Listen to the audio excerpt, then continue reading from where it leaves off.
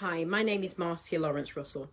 This is the first time that I'm doing Facebook Live because, to be honest, I don't really like doing anything like this. But I really think it's important that I tell you all about the injustice that's still going on with Black people. Now, all of you would have heard that for some unknown reason, more Black people are dying of coronavirus and COVID-19 than white people. How can that be when we only make up 3.1% of this population? So immediately when I heard that, my work is in this kind of field. So I said, well, that's got to be something around the fact that we're not getting the same kind of care, not even knowing that I would be one of the people that experience it. So my father is a diabetic. He has other ongoing problems. And he had an infection. We were trying to treat it at home. He'd had numerous calls out to the ambulance. Anyway, eventually, he had to be taken into City Hospital in Birmingham. City Hospital on Dudley Road in Birmingham. He had to be taken into hospital. We were told so he can get antibiotics intravenously. When the first report that we got after he's being admitted, we were told that he had delirium. And that was as a result of him having having taken some blood results, that he had low sodium in his blood. So they sought to manage that. We thought, okay, fine, it'll be okay, they'll just manage that. Lo and behold, they also, actually, before I say lo and behold, before that, they did other tests. So they did a scan because of his confusion, and they eliminated, thank the Lord, they eliminated Alzheimer's or dementia. They did scans of his chest, scans of his abdomen, and everything came back clear. So we were more or less content that he would just get treated for the delirium. In the afternoon, my father's confusion became more pronounced, in that he was becoming a bit aggressive in the hospital. Of course, it was his illness. And by the early evening, my sister called an emergency meeting of the family. And she was told, the consultant now said, believe this, I'm thinking about it now and I want to cry, but it's important that I put everything aside to let you know what's happening. And the consultant on Ward 30 at the City Hospital said that she's now going to put my father on a suspected COVID-19 ward. Naturally, we said, has he got a cough? No. Has he got high blood pressure? No. Has he got any kind of symptoms that we're aware of that for COVID-19? No. We're thinking this is crazy. You can't just go and put a man who's now 79, diabetes, obviously confused, onto a suspected COVID-19 ward. She says, well, he's got delirium. Okay, where is it reported that delirium is a sign of COVID-19? Or is it just my father? So, of course, the decision was, what do we do? Because she's given us an ultimatum that we either come and get him or he gets put on the ward. Of course, we're praying people. We prayed about it. We said, okay, look, you know what we'll do? As long as there's nobody on the suspected ward that has COVID-19, he'll be reasonably safe. We're going to pray. Let him go over there. I've got children. My sister's got children. So we all got levels of vulnerabilities. We'll do that, and then we'll deal with this on Monday, because this actually happened yesterday, Easter Sunday morning, Sunday day. We get back, having made that very, very difficult decision. My sister calls back the consultant while we are there. Previous to this, I must say that they said to him that because he's got some level of kidney failure, that if he does go onto the COVID-19 ward and he has any difficulties, lo and behold, they are not going to resuscitate him. I'm thinking this is why Black people are dying for COVID-19 or not on these wards when we only make up such a small minority of the population. This is...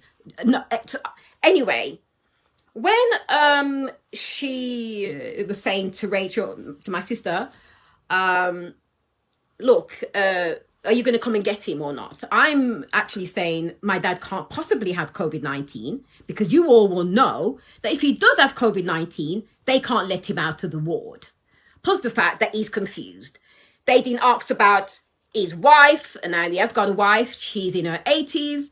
They didn't ask about his wife. They haven't done any follow-up about whether or not we have to be in isolation. Nothing. They just said that he's going in that ward, and that's it.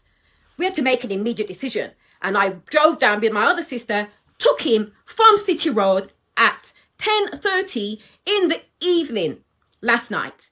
My father, after a little while, came down from the wards without the aids of any kind of wheelchair. He's not stable on his feet. Without any aid of wheelchair. He came down without a mask. The nurse has got a mask. Security's got a mask. The people that manning the door have got a mask. Everybody's got a mask but my father. So it's a good job that I had with me masks and sanitizers and gloves, put something on my car, even though I know he hasn't got it, to transport him to Refuge Hospital.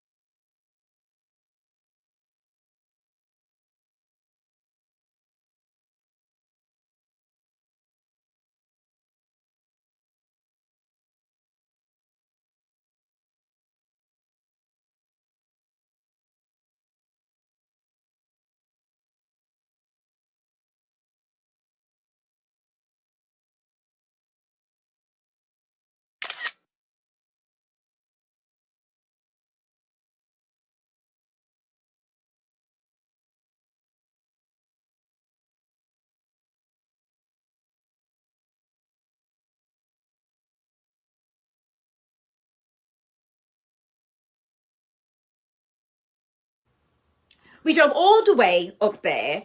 There is another angel in there. I'm not going to call his name just in case he doesn't want to be known. But I'm sure if he wishes, he will link in on this at some point. But God sent another angel. He was over there. They admitted my father. We went away and thinking, okay, great. This morning, very, very early at 5 o'clock, unfortunately, the confusion happened again. My dad became a little bit more aggressive again. And so they were wondering how to sedate him. Now, here's the next level of incompetence. Gross misconduct. Breach of the medical oath of first do no harm. The city hospital didn't even pack my father's insulin. So I had to go all the way down with my other sister to pick up the insulin, to go back with my other sister, to go back to Redditch to drop off his insulin. Lo and behold, my father is now once again in the suspected COVID-19, you know what I mean, ward. Why? Have you done a test? Yes. Is his chest all clear? Yes. Is he breathing? Yes. No. Is there any temperature? No. Exactly the same thing. Why is he in the ward? Because City Road put in the reports that my father was actually on their suspected virus ward. There is nothing on the report which says that there was any kind of contention with the family, that he was removed from the hospital prior to going onto that ward. Nothing. And yet, because of what was written in the report, fair enough, Redditch followed suit, read what was in the note and put it up there again down to City Road. So we all need to understand that the only possible reason why black people are dying of COVID-19 to a higher rate than our white counterparts has got to be for something other than this virus, which is not a medical form as if it was sickle cell. We're not getting the same treatment. People are dying. They're saying that it's COVID-19 and they're not even got the disease. So people, please support this movement. Pass it on. Let us get together and fight against this injustice in the midst of the fact that I go out there every Thursday and I clap for the nurses. But I'm telling you, in the midst of all of this, there's something going on and somebody needs to say something. Because I wanted to share the statistics with you. I and my group, a Pan-Africanist group, late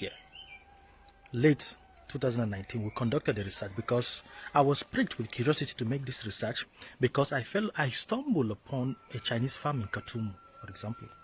Khartoum in South Sudan. A Chinese man occupying thousands of hectares of land in Khartoum and is farming vegetable and exporting it back to China. As I'm talking to you, Google, just type it now, the Chinese farm in Khartoum. You'll see it. Just Google it. So before I do that, let me just give you a few statistics, okay? Let me just explain to you why the Chinese people are trooping in Africa and occupying land right now. Understand reality and what is happening. The total global superficie right now as it is, the world in general is just 500 million kilometers square as it is. That's what we're occupying. And Africa is 30 million. Africa as a continent in general, and with a population of 1.250 billion people in Africa. Then the US, for example, is 9 million square kilometers. Canada too is 9 million. China is 9 million. India with almost 353 billion people have at least superficie of 3 million square kilometers. So as you can see, Africa is even large. Africa as this is even larger than Russia itself. Russia has 17 million kilometers square, okay, in superficie. So think about all these things. Now look at all the land apportioned to different parts of the world. Africa alone has 60% of the world's most arable land. I'm telling you that the total superficie is 500 million. And Africa has 60% of the world's most arable land. Now, what is the Chinese agenda? The Chinese agenda is that they are going to send millions of their people. As I'm speaking to you right now, they have occupied hundreds of land, thousands of hectares of land in Africa. There are actually there were before this outbreak of coronavirus, 40,000 Chinese in Nigeria working for the Dangote farm. Most of them don't even go back to their country. In South Africa, for example, there are 30,000 permanent resident Chinese that are there, permanently resident there. Go to Namibia, you see them. Go to Tanzania, you see them. Go to Kenya, you see them in 100. You see them in mining, illegally killing animals and taking them back to China. So what is the Chinese agenda? The agenda is that their population is growing and they are going to send in more millions of their people in Africa to occupy land, dominate Africa both economically, okay? While our people are busy doing their politics, China is taking over our land. This thing, I'm very concerned about this because no African can even occupy an apartment, buy or sell an apartment. You don't even have permanent residence in China. Talk more of getting land. So why are Chinese people buying land in Africa? Why? We spoke with the entire Pan-African research team, and we're going to publish the list of all the hectares, thousands of hectares of land that Chinese people are occupying all over Africa. As I'm talking to you right now, one of our contacts is sending information about the Chinese poultry farm in Ogun State in Nigeria. Okay, another one again is occupying at least 58,000 hectares of land in Namibia. They are farming there, sending it back to China, sending it back to feed their people. But an African cannot even occupy a single, just ordinary apartment in China. We cannot even occupy. So what is the purpose of doing this video? We want to share this as far as we can to sensitize our people. And we're going to publicize all these things. We're going to publish all the land, hectares of land that they're occupying. We're going to mount pressure on the AU and all the African leaders through our activism. We'll mount pressure on them to start watching closely these Chinese people. They are not bringing anything. They are only profiting from Africa. And then they abuse our people. You can see some of them open restaurants, they abuse our people. You can see how they are abusing us in their own land. But we welcome them as royalties in Africa. So this thing of, anti-black racism must stop. If we are not welcoming their land, then they should not be welcome in Africa. Everything, respect, we must respect each other. This is the objective of this video. So I'm counting on you to share this video far and wide. We're going to get relevant authority. We are already organizing our members all over. We're going to publicize all the thousands of hectares of land they are occupying in Africa and pressure every single government. They must check them. And right now, I'm calling upon the governor of Ogun State. That Chinese poultry farm, you must check these people. You have to check them. They are now farming poultry. They are even farming sorghums. I saw it. Some of them are even farming watermelon and sending it back to China. Some of them even have fish ponds there. But in our own land, we welcome them as residents, but they hate us in their own land. Why is that?